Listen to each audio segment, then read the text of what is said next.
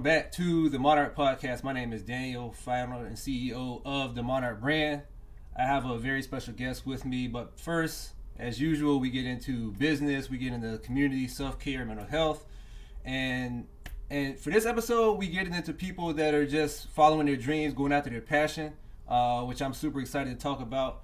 So we have the lead producer at Buckets, we have the co-host of Jenkins and Jonez podcast on the Volume, which is downloaded over 340,000 times and counting monthly.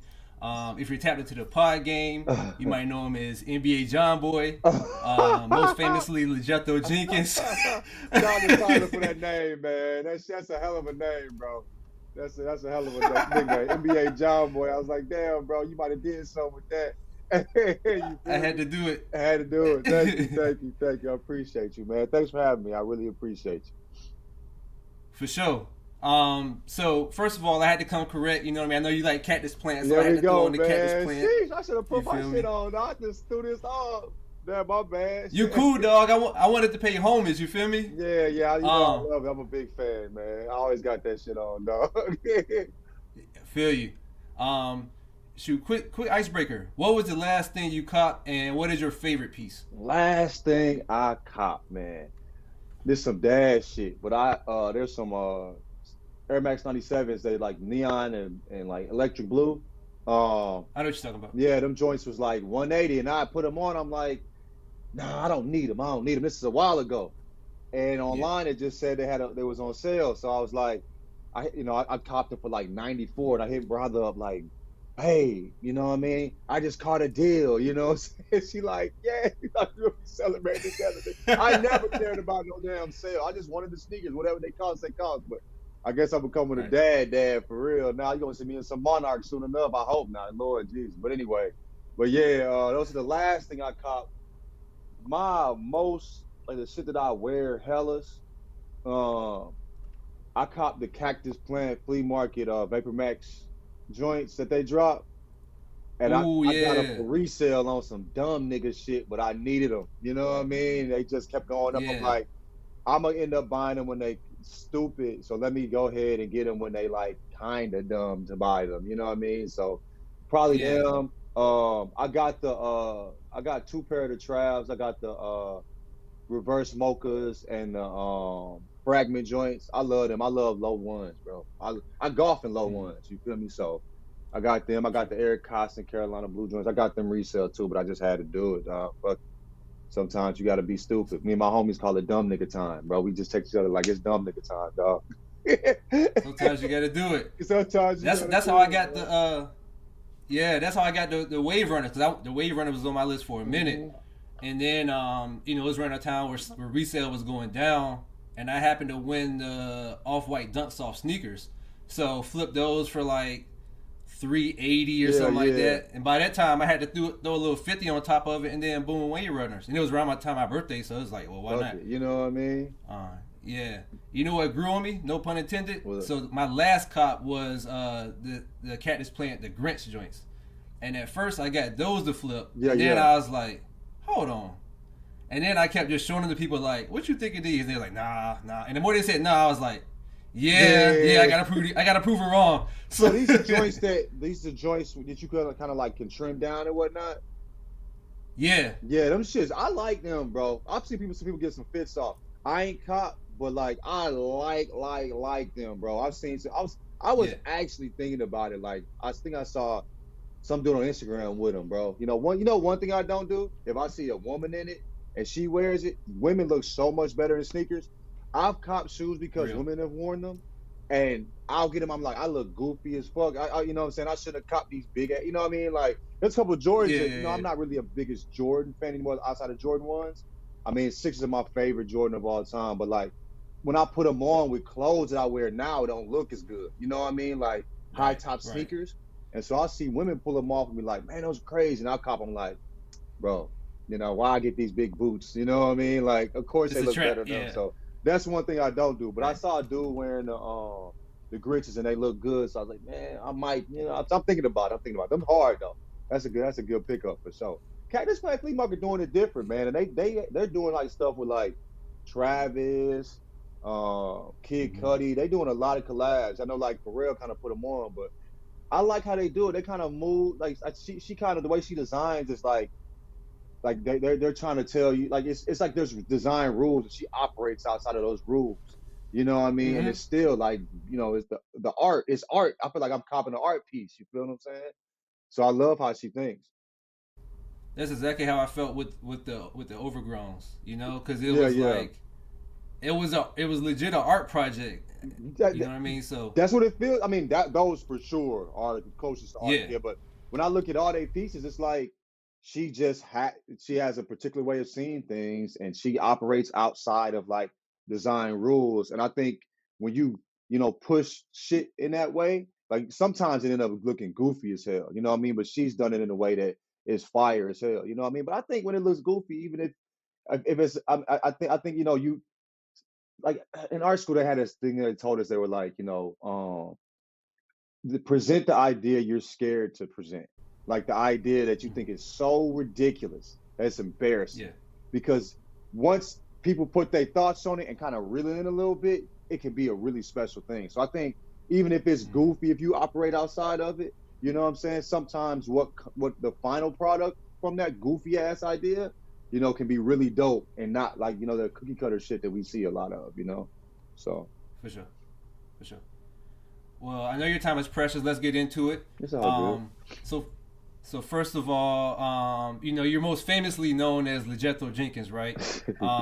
So, I know you've explained it like umpteen times. No, it's all good. But essentially, though, in summary, you wanted kind of a new name for yourself and your country and you're black, and Yeah. you came up with that, and that kind of stuck. Is that what happened? Yeah, yeah, yeah. Like it was Nichols Accomp, and that's short for Nichols Accomplished. You know what I'm saying? But like Yeah. it's like something my dad would tell my uncles use. Like they would like they was I mean they was out here being wild niggas in St. Louis, and so like if if one of the brothers brought a a, a female friend and introduced them to the group, if one of the brothers had already experienced her in a particular way, he would look the brother in the eye and be like, Nichols accomplished. Like so that was wild. So as a young dude, you feel me, signing up for social, like, that's gonna like that's a saying we got in our house. But nobody knows what Nichols accomp is, and nobody knows that it means Nichols accomplished. And also, when you hear Nichols accomplished, it sounds like I'm trying to be like I'm accomplished, and I was not at all. You feel me? I was figuring things out. I was the opposite of accomplished. You know what I'm saying? But so I was like, yo, let me create a moniker. You know what I mean? That kind of like represents me. Jethro is country as shit. I'm country as fuck from St. Louis, grew up in the South, became a man in St. Louis, came moved back and became a man in St. Louis after I like, went to college there and then stayed there, got a job on it anyway. But uh then I was like, what's the blackest last name possible? I thought Jenkins was. And so I was doing something silly where I was like tweeting at the time and I'd be like, Lil Malcolm X, you know what I mean? Lil Harriet Tubman. And then I was like, Lil Jethro, Lil Jethro Jenkins. And that's how it came. It's just really ridiculous. It's a country thing I think of with the L in front of it and the blackest last name I think of. Yeah, there we go. Gotcha. Is it one of those things where it's like it's somewhat of a different version of who you are, or is it just a Nah, name it's you have me. fun with? It's me, bro. Like it's Yeah. not like I feel like I don't know, people it's weird. People will be like when I'll tweet some of people be like, what strain is it? I'm like, bruh, I'm more normal when I'm high, G. You know what I mean? Like I feel Right. like being high kind of like reels my brain in, like I'm kind of I didn't really know I thought differently until like Tyler and shit would be like, you left-handed, bro. You think the opposite way that most people think. You know what I mean? I'm like, I guess I do whatever, but I didn't really. So nah, bro. I think the Jethro is just me. This is how I see things. You know what I mean? I try not to do anything that requires me to move outside of myself. Like all the shows things I've been a part of, and the shows I've created and I've like been a part of. Uh, I designed them so that I could just be myself on camera, bro. Because just trying to be something else is just too difficult. I've just never been good at it. I've never been good at it, bro. Some people are great at it, and good for them, bro. I know there's a lot of money in that space, but I just am not good at that. Mm-hmm. You know what I mean? Yeah. So with that, I know you touched on a little bit, but you graduated with a degree in finance, Yeah. and you worked at that school as a recruiter for 8 years, right? 8 years. Yeah, yeah. I moved. I when I was young, I moved around a lot. I was born in St. Louis, moved around a lot. Moved back to St. Louis to finish college up. Graduated, stayed home for like 11 years, and for 8 of them years, I worked at the school I graduated from as a recruiter. And I remember one year, the year before I quit and decided it was time to shake. I went to Africa, and I went to, in particular, I went to Kenya and DRC, which is basically Congo. And bro, like the first day there, I cried. Like I bawled in my bedroom, in the room, like on some. Just I never felt more connected to my surroundings. It was a eye opening experience. First time in my life that I wasn't a minority. Where I felt like wow, like I went to I think I remember hopping off the airplane, going to the airport, going through customs and whatnot, and like filling out the visas and all that stuff. And like the lady there that was giving me a hard time, she was clowning me because I was kind of fucking up the form, and she was clowning me. And I'm like, and here it's like super like, what I mean, like hella uptight, you know what I'm saying, and out hella. But there was like she was firing me up like we was in the lunchroom, dog. I'm like, I'm home, you know what I'm saying, like. So that experience kind of changed me to a degree, and I was like, yo, I got to make the best out of this life. Like that's why I left with like this. Like I knew it was gonna be my last year of my job, and I shook, and it was time to. I quit, and it was time to chase a dream. I hate that I had to leave St. Louis. The opportunities that I wanted were not in that city. That's my favorite city in the world. Like I said, I was born there, became a man there. Uh, Everything that I do, like that city is in me. Like every decision I make, you feel me? Like it's so important to me and who I am. You know what I mean? And I hate that I had to leave St. Louis, but it was necessary. And so, yeah, a nigga had to, figure it out. So, I feel it. I was just talking to my girl earlier because I'm from 757 area.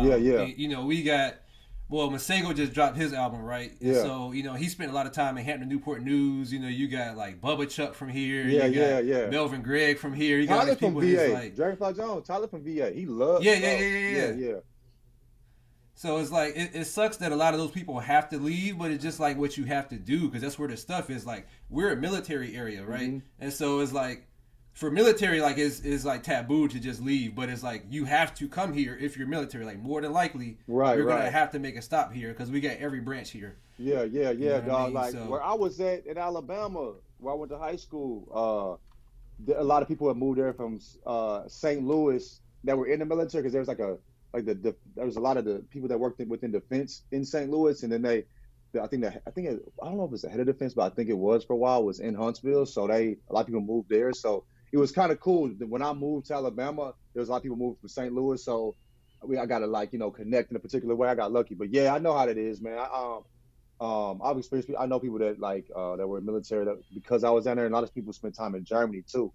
You know what I'm saying? Like it's like everybody in the military did like some. Their parents was in Germany for a second as well. But yeah, gee, yeah, yeah, that's crazy. But VA, bro, like there's so many people that have been successful. Like y'all, you know what I'm saying? Y'all, that's a special place, dog. DMV, period, bro. It's probably outside of St. Louis been my favorite city. I think the DMV, Chicago, like those areas, bro, like just a special group of people, bro. I've never, yeah, everybody I meet from that area, they all real ones. You feel me? For the for sure, most part, you for feel what sure. I'm hmm What was your first like creative pursuit? You know what I mean? Because I know you had saying? when it like I don't think podcasting was it, right? It wasn't the first, was it? No, no, we had I remember I had a blog spot blog. It was called Anonymous Insolence, where I was just like anonymously like just sharing my thoughts. You feel me? And it was getting some love, and that's how I met Tyler. He was reading some shit that I was writing. He was like tweeting me like laughing and shit like dog this anyway. So me and Tyler just we fucked with each other, and I was like, yo, let's start our own blog. It's called Absolutism, where we was like, there's no absolutes. We think like we all think different. So it's like a few of us that started a podcast, that started a blog. We were right on there, and I remember hitting Tyler like, yo, I'll pay you I was broke at the time. I was like $50 per write up or something like that. It was like it couldn't be more than 50. Most of it was 50. It might have been 25. He was like, bro, I'm not trying to make money off you. I want to make money with you. You know what I mean? This nigga didn't know me. This is the first time we talked on the phone. Real nigga, you feel me? From VA. You feel me? So I was like, oh, this is one, and we've been cool ever since. And so like I did all of that. Then I had my homies. I created like Thug Friends was like a little spoof rap group which that went viral. That shit was on like Huffington Post comedy, Tosh Point oh. Motherfuckers was trying to sign us. I'm like, nigga, I gotta get drunk to perform. There ain't no way I can do this shit, dog. I'm like, so I mean, it's people was talking about it, obviously sign us, but like that doesn't mean like they didn't have like it was like people that was like, yo, we'll rep you, we gonna get you signed and all this shit. And I'm like, that's a grind, dog. I don't. This is a joke. Like I literally have to be drunk to get on stage. Like this is like if it blew up, it might be the best and worst thing to happen to me. You know what I mean? Like, so I was like, dog. So I remember like telling everybody like, yo, I'm not really fucking with it like this. I was like, yo, let's just try to get as many email accounts as we can. So like the last video, video we dropped, we made it like password protected, and you had to send us the email to get the password. And I was like trying to build the blog by having like email access. It's a different way of Yeah. existing back then. Like they gave us like so when I was dropping the post, it was sent straight to the people. But anyway, I mean, it ended up being like the blog was popping and shit, and then we started the podcast, and that's when it was like shit just was it was the reaction was interesting because we didn't know what a podcast was. We was just interacting online, like clowning, being homies and people. My homie, Andy Cole, homie Andy Cole from St. Louis. He went to school at WashU. I think he's actually from the Chicago area though. But we met in St. Louis. But he says, "Yo, y'all start a podcast." I'm like, "What the fuck is that?" he's like, "It's just you just talk." I'm like, "Who's listening to that shit, bro?" Like, what? He's like, "Bro, just start a pod." I'm like, "Tyler, you want to do a pod? Fuck it." Like our conversations are funny.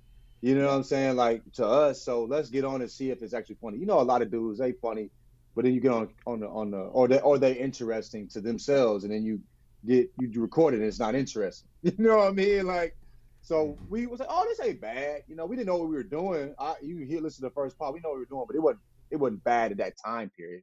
It's not the show that we do now though, obviously, but it's grown a lot. But yeah, so then we started doing that, and we've been doing that since like 2015. So. So you're doing these creative things, right? Like alongside working as a recruiter. Hmm. I know I'm going to ask this question knowing that you said LaJethro is you, but Yeah.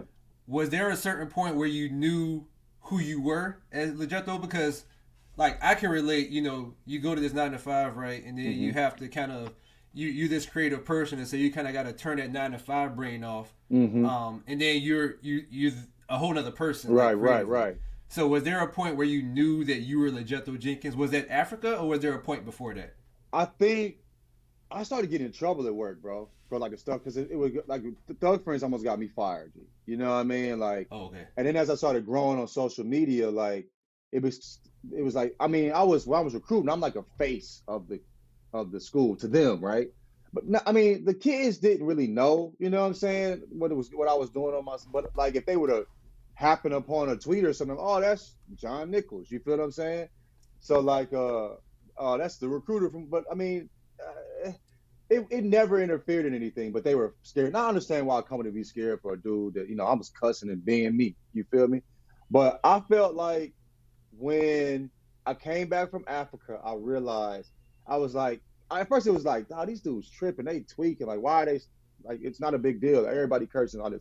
And I came back, I'm like, bro, it's not them, it's me. They're in the right place. I'm in the wrong place. I need to change something. You know what I'm saying?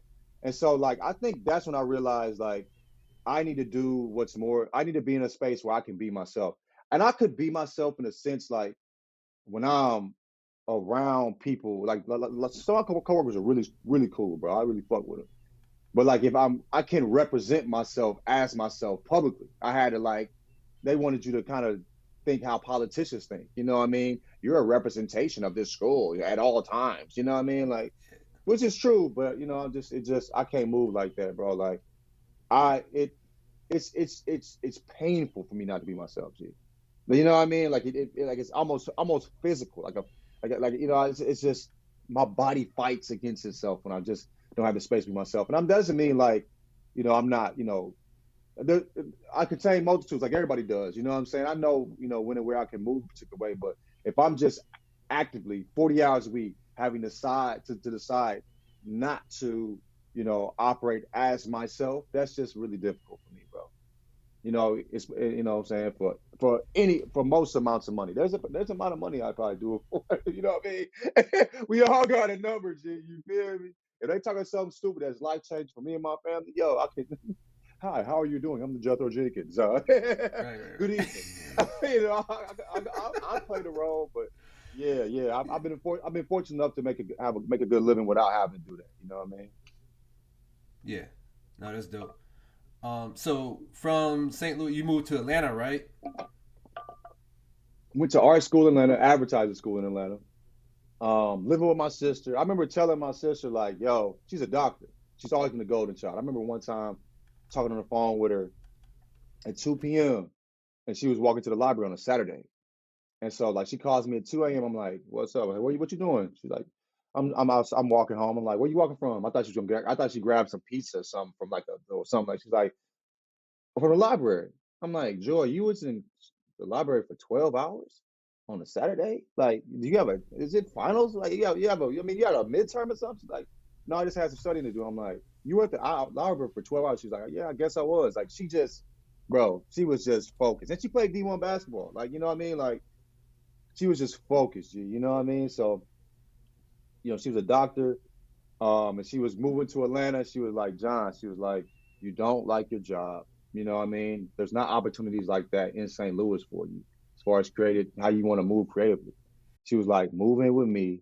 I don't have a family. At the time, now she's married with a kid and stuff like that. But like, she's like, I don't have a husband. Don't have no kids. I need somebody to spend this money on. I might as well spend on somebody I love. And I was like, at first I was like, no, no, no, until she said that. Like she's like, let me help you. You know what I mean? Like, and I was like, okay. I knew I was gonna quit my job at that point, but I was like, you know, okay, this is something. So I applied for art advertising school down there, and it really changed the way I approach creativity. It's like I understand how to like I understood what it takes to create really dope shit and how much effort. And also, I used to think that you could run out of ideas. I think the more you dive into your creative side, the more creative you get. You just, you know what I'm saying? Like the brain expands and expands and expands in the new worlds. You know what I mean? So, um, that was that going to advertising school. It was only for 2 years. I mean, two quarters because I got a job offer before I graduated. But yeah, it was a. I'm so glad I did that, and I miss it. I mean, I was running around like a chicken with my head cut off. My finance degree was way less taxing than this advertising school was. Way less taxing. You would think it'd be the opposite, but no. I mean, I was working hard as shit, but it showed me what it takes. You know what I mean? So I really appreciate that. For sure. And what was your first opportunity after that?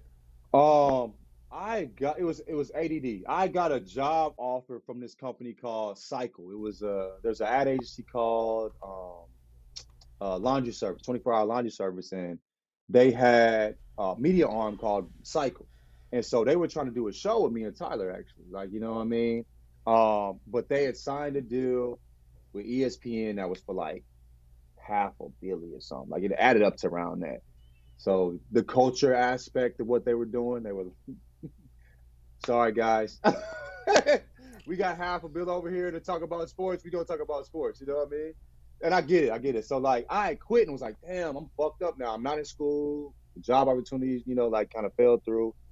And I remember I was like, I guess I'm gonna just try this finance shit out. I was thinking about that. The week before, I told my sister, and she was like, John, you ain't move out here for this. That kind of like, she was like, that makes me sad. Like, you didn't move out here for this. Don't give up. And I was like, she's like, there's nobody you can reach out to. So I hit up Andy, my homie Andy, the one that told me to start the podcast. You know what I'm saying? This was like 2017. And so I was like, he was working at laundry service. So I was like, yo, do you have any? I know, like we're not gonna do the culture shit, but I do a lot of sports shit. So like, I'm really into sports. So is there a space for me there? And so they gave me a great offer. Like, yo, you know what I'm saying? Yeah. Um, Like they made a job for me and everything. I was going to move to New York, but I had they wanted they wanted the pod as well. You know, I mean, as part of the deal was like for me to do the pod there.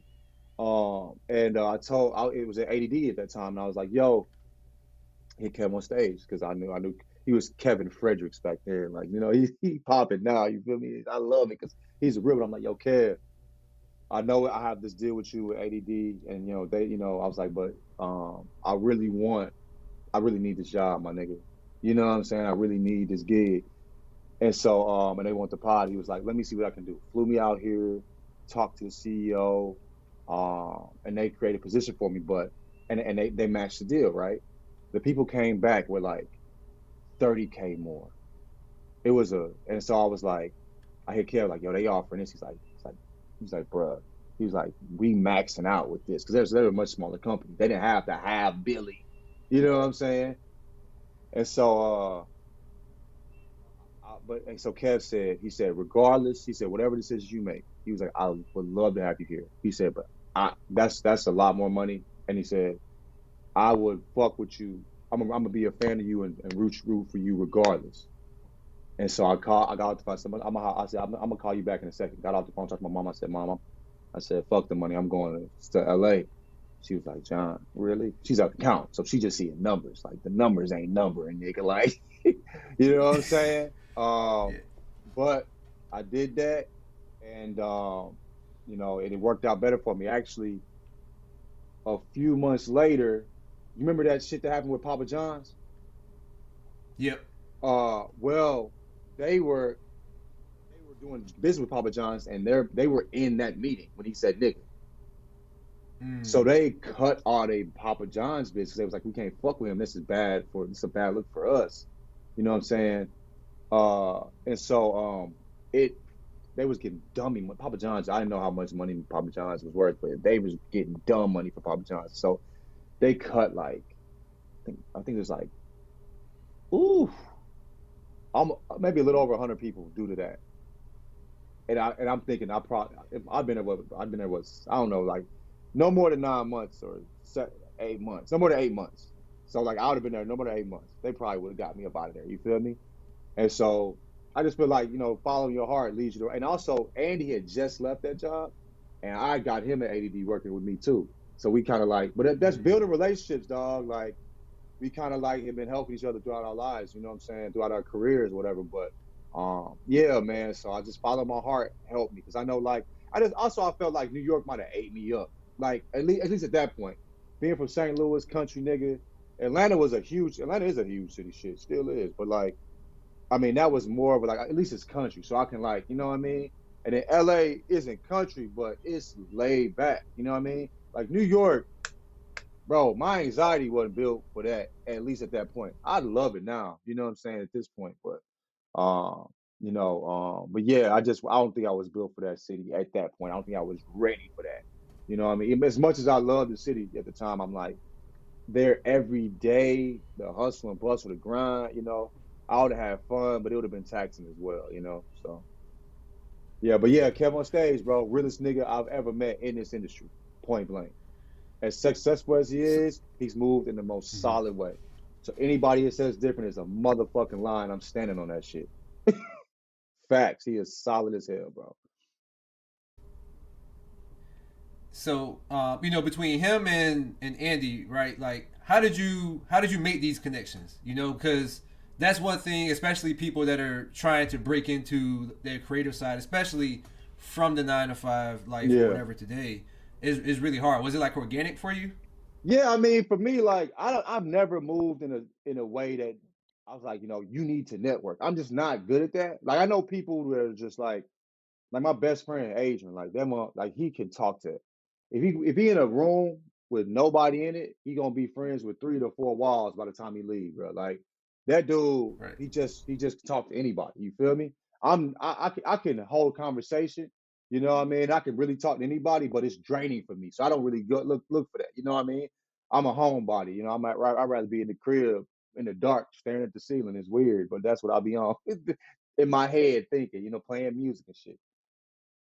Possibly high, but anyway. Uh, but yeah. So like, I just did it. It was organic for me, man. Like Andy, we Agent and his partner, they had started this they did this thing where they were like it was like field trips where we would like all jump in a bus and go to New Orleans or go like to like a music festival in like Nashville or something. So we would do these we were doing they were doing those where they would like charter these buses and like and then have like rooms for us and all that. So I was on one of those events, doing one of those events, and I came back. And Andy was needed a ride. I'm like, yo, you want to ride? I can get. I'm going that way.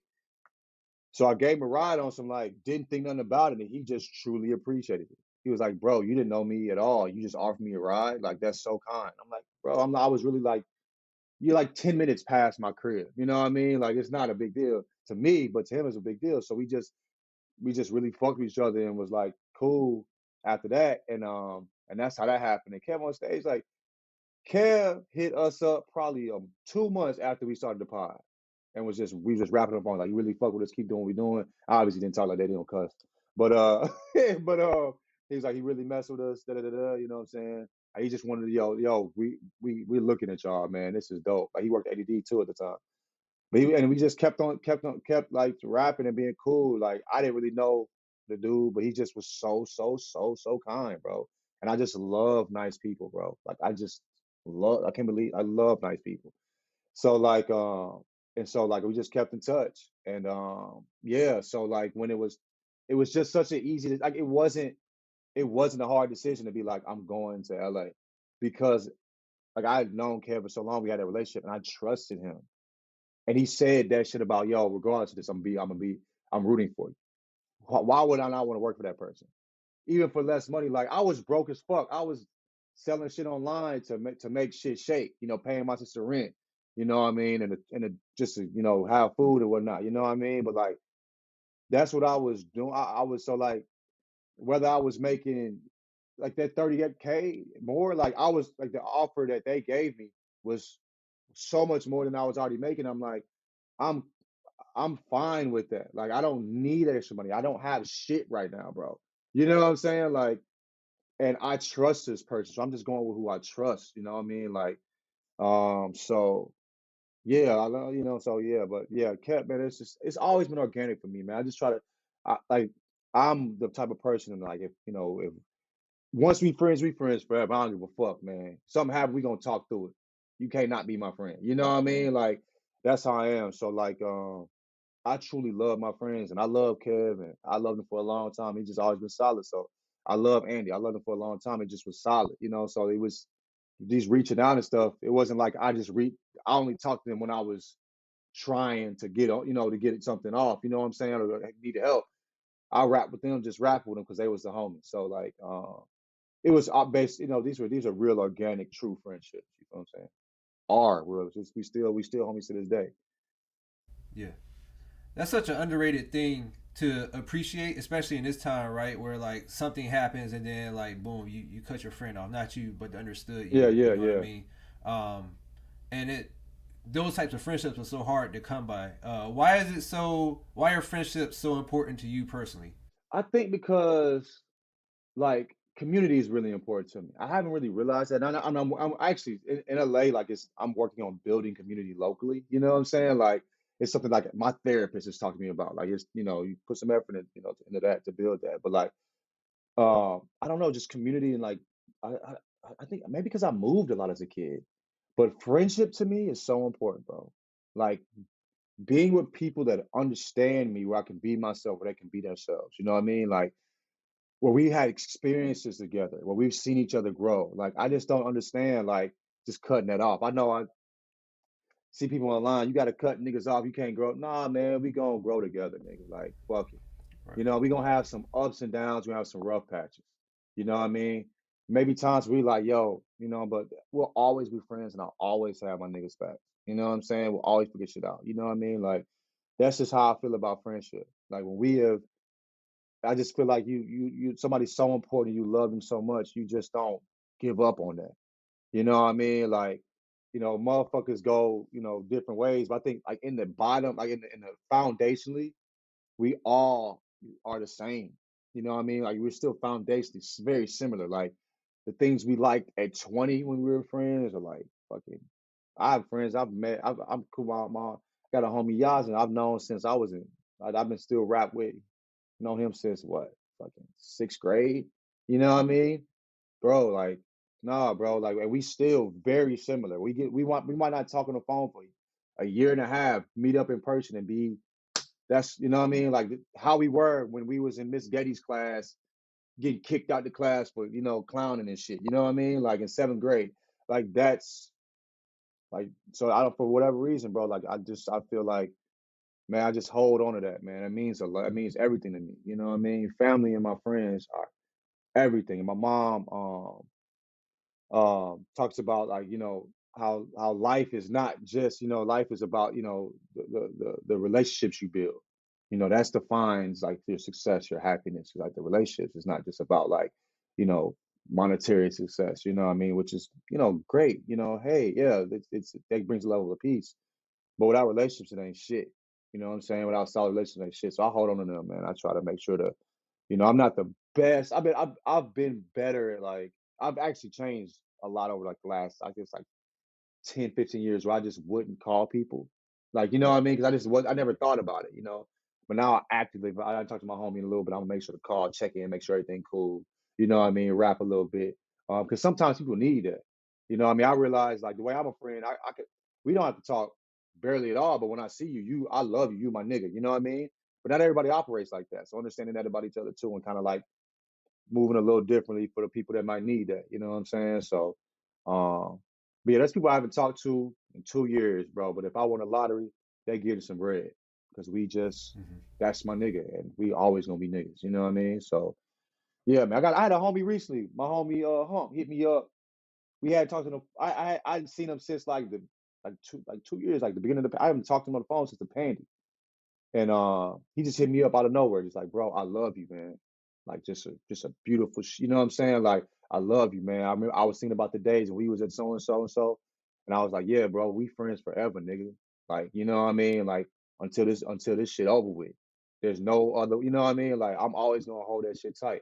You know what I'm saying? So like that's how we friends. That's how I'm friends with my friends. But like we don't gotta talk all the time and we may go different ways, but like nigga, you know what I'm saying? Like if you need something, I got you. You know what I mean? And that's how I feel about friendship, bro. It's extremely important to me to stay connected to the people that were always there. It's grounding too, bro. Like it's a way to stay grounded and stay connected to my surroundings and stay in the moment for me. You know what I mean? Like it holds me down. Yeah, I need that at times. yeah, yeah. I just finished doing a pod on friendship, and I'm also reading through this book called Platonic that talks about, among other things, like that need for affirmation, especially with black men. Hmm. But I've been noticing for myself, especially these last few years, because I'm 35 going into 36. Yeah. Just that need and like you're in this world, especially in this country, right? You're in this world where like metaphorically you have this jacket on, you're fully clothed and you don't know who you got to have your guard up around. You don't For know real. if I say this that I would normally say around somebody else, how are they going to receive it. But my friends to me are home. You know what I mean? Like I don't have to have a Facts. jacket on, I just have a beater on, slides. You know what I Right, mean? right, Like, right. so those who are home to me is like so important. you know Bro, great way to define that, dog. Like, I feel the exact way. You know what I'm saying? And it is crazy that you might not rap with somebody for a minute, come back and y'all it's still home. You know what I mean? Like, exactly. and I believe in like, people talk about soulmates in a romantic way. I believe in soulmates in a platonic way. I believe that, what I'm 100%. saying, there are people. I believe that in that more like, like than the romantic way. I mean, I believe in like soulmates, like I think the people I've met, like, what I'm saying, we've been soulmates platonically. Like my friends that we just connected. You know what I'm saying? It was always natural and organic. I was never like out here trying to make friends. You know what I'm saying? My friends came to me, I came to them. You know what I'm saying? So, like my wife, I think my wife's my soulmate. You know what I mean? But like I have way more friends than like the love of my life.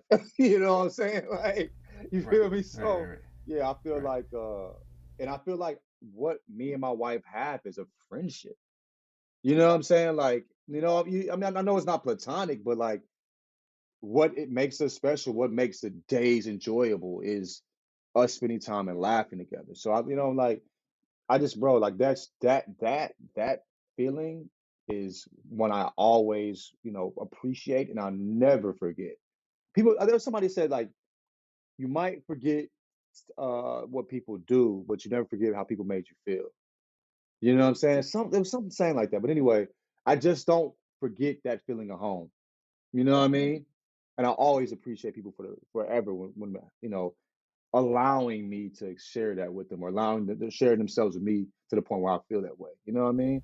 They don't. For I sure. just don't take that shit for granted at all. Yeah. Okay, so you moved to LA, totally new environment. What is LA like to you, and what is ADD like? Because for all intents and purposes, now you're just landing in something that's more in alignment with who you are. So what is all that like for you? LA was uh just moving to LA was like wow. Like I still am at the point. I still like look around and see all these palm trees and shit. Feel like, is this real? You know what I mean? Like it was a shot. The people been and the people talk about LA, how people are fake. That's the people you around. I've been around some real cool, real, you know what I'm saying, solid motherfuckers, man. So that's not the vibe I get. LA's been really good to me, you know what I'm saying, as far as like the people as well as, career wise too. So I'm super grateful for LA. You know what I mean? I have nothing negative to say about the city. You feel me? It's been a great city for me.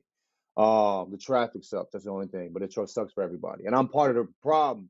The reason the traffic sucks is a transplant. You feel what I'm saying? But anyway, so I apologize to the locals.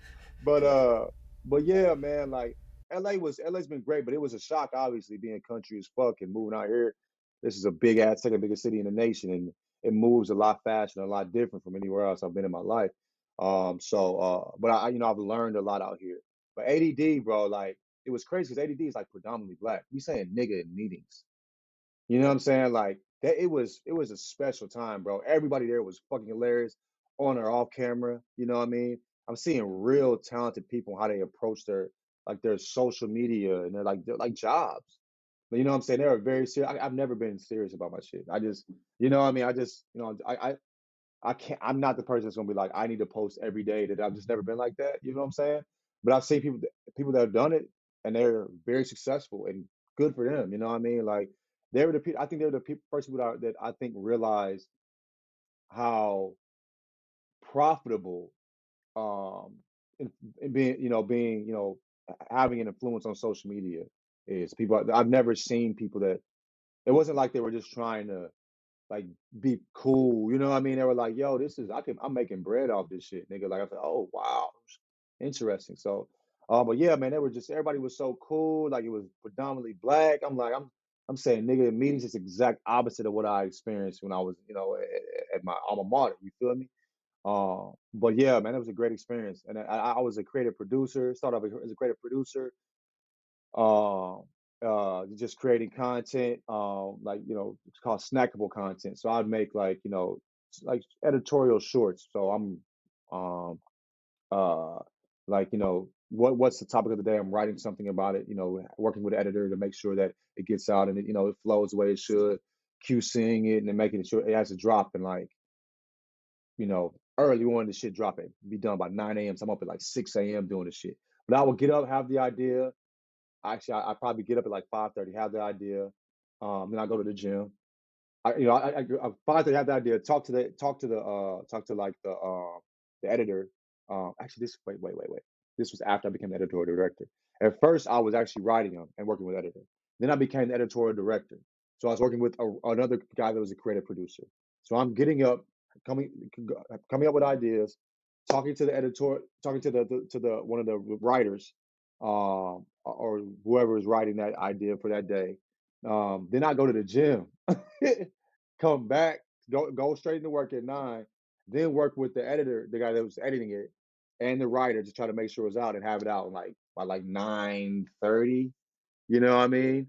But and then I'd have a bunch of like just like paperwork shit to do, probably till about 1. Um, and then I could usually leave at like 2 or 3 because I was up at 6 a.m. You know what I mean? Like having ideas. So bro, it was sweet. You know what I'm saying? Like it was sweet. And also like I said, everybody was cool. I learned so much from that job. I learned so much from that job. And working under Kevin was like eye opening. Like I'd never seen. Like, I remember. What's funny? If Kevin will tell you this shit. Kevin had a point when he was popping. Like when I was like, I'm like, this nigga bubbling. This nigga going crazy right now, bro. Like motherfuckers hit me up like, oh, you work with KevOnStage? Like my friends from like St. Louis. Oh my god, my nigga, I listen to motherfucker every day, nigga. Like nigga, what, you know what I'm saying? Like I'm like, yeah, that's Kev to me. Like, I'm like, damn, I didn't know how popping he was. And then we go to lunch, people be stopping him. Like they're stopping Kev and like, you know what I'm saying? Like, I love your shit. You know what I mean? Kev's like, thank you, just grateful, solid. Like I said, solid human being. And one day, me and Kev was just rapping, and we in the room, and I'm like, Kev, like like in one of the meeting rooms, I'm like, Kev, if you are here next year, bro, you fucked up. If you are here next year, you fucked up. You know, I was like, dog, you are bubbling in a way, nigga, and you need to take full advantage of this shit, G. And I remember he like at a certain point he quit. This I think I'd already left. I'd already moved to Yahoo. Started working for Yahoo, in the sports space, but more like focused in the sports space. But and that dude is, bro. He just won an NAACP Image Award. You know what I'm Crazy. saying? Like, bro, like I've seen the growth. I've seen like, bro, I'm seeing like him like now he's in Calabas. You know, like you know what I'm saying, drive. You know, he had a Toyota. Like, you know what I'm saying? I'm seeing the hard work he put in, and now he driving. You know, like a spaceship. You know, like you know what I mean? Fat ass house, pool. I remember during the pandemic, he hit me with a joke. And I was like, man, because I was in my 2 bedroom apartment. You know what I'm saying? I was still working at y'all at the time. I'm like, yeah. And I'm like, I know. I was just tweeting like, man, this pandy shit would be cool if I had a pool. If I had a pool, like I would never this shut in place thing would not be as bad. And he took a video from his pool, shirt off, barbecue in the back, view. Like, yeah, this pool is, you know what I mean? It is nice with a pool. I ain't gonna lie to you, man. You know what I mean? Got the gazebo. Da, da, da, da. I'm like, and he stunted on me.